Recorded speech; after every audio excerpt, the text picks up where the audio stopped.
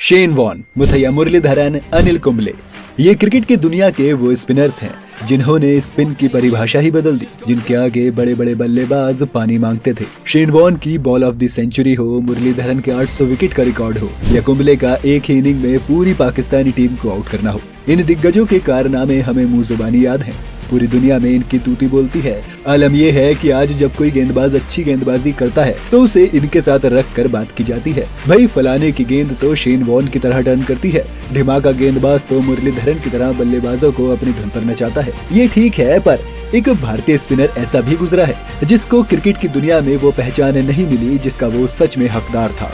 वो स्पिनर जो खेल के मैदान पर क्रिकेट नहीं शतरंज खेलता था, यानी इतना दिमाग लगाता था कि बल्लेबाज एक एक करके उसके जाल में फंसते चले जाते थे। गैरी सोबर्स से लेकर क्लाइव लॉयड और इयान चैपल तक ने इसकी तारीफ की। यहाँ तक कि चैपल ने तो ये बोल दिया था कि मैंने इससे बेहतरीन स्लो बॉलर अपने पूरे करियर में फेस नहीं किया है। तो कौन था ये गेंदबाज, आज हम आपको बताने वाले हैं। और अगर आप सच में क्रिकेट को पसंद करते हैं तो वीडियो को लास्ट तक जरूर देखना। इस गेंदबाज का नाम था इरापल्ली अंतराव श्रीनिवास प्रसन्ना। इन्हें आज ई प्रसन्ना के नाम से वो लोग जानते होंगे जो क्रिकेट के सच में शौकीन हैं। अगर शुरुआती जिंदगी की बात करें तो प्रसन्ना का जन्म 22 मई 1940 को मैसूर में हुआ था। एक पढ़े लिखे परिवार में पैदा होने के कई फायदे होते हैं और नुकसान भी।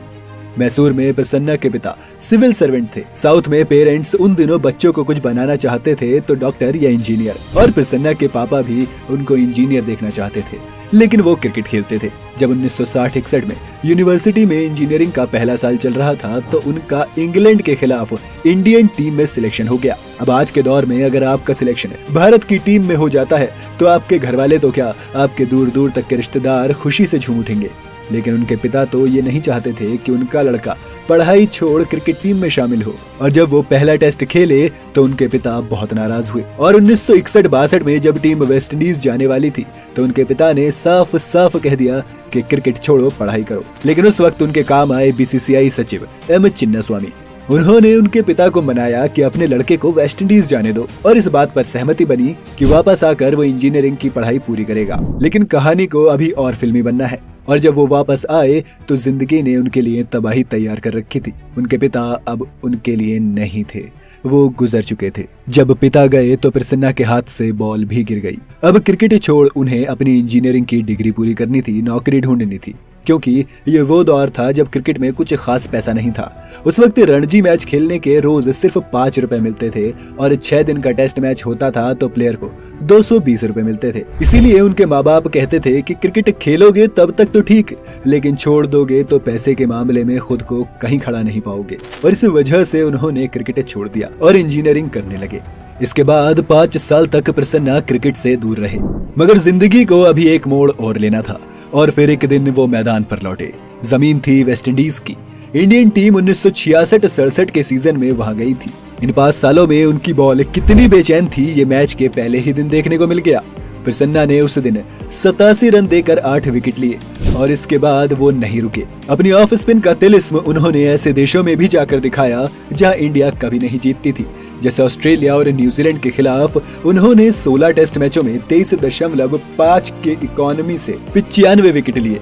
प्रसन्ना यहाँ आते आते दुनिया के बेस्ट बॉलर बन चुके थे, क्योंकि विकेट लेने के मामले में वो बाकी गेंदबाजों से काफी आगे निकल चुके थे। उनकी बॉलिंग की ही वजह से 1968 में इंडिया विदेशी जमीन पर अपनी पहली टेस्ट सीरीज जीत पाई। उस सीरीज के 4 टेस्ट मैचों में प्रसन्ना ने 24 विकेट लिए। इससे पहले ऑस्ट्रेलिया के खिलाफ खेले 4 टेस्ट में भी वो 25 विकेट ले चुके थे। अगर आप क्रिकेट के थोड़े भी शौकीन हैं तो अब आपको अंदाजा लग चुका होगा कि वो किस क्लास के गेंदबाज थे। प्रसन्ना 5 साल के ब्रेक के बाद लौटे तो ऐसी भूख से खेले कि महज 20 टेस्ट मैचों में ही उन्होंने 100 विकेट ले लिए।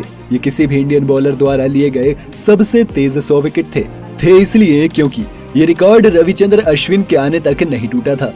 पर अब अश्विन ने 18 टेस्ट खेलकर 100 विकेट पूरे किए और इस रिकॉर्ड को तोड़ा। ये वो दौर था भारतीय क्रिकेट का जब बी चंद्रशेखर, एस वेंकटराघवन और बिशन सिंह बेदी के साथ ई प्रसन्ना की चौकड़ी दुनिया भर के मैदानों में अपना जलवा बिखेर रही थी।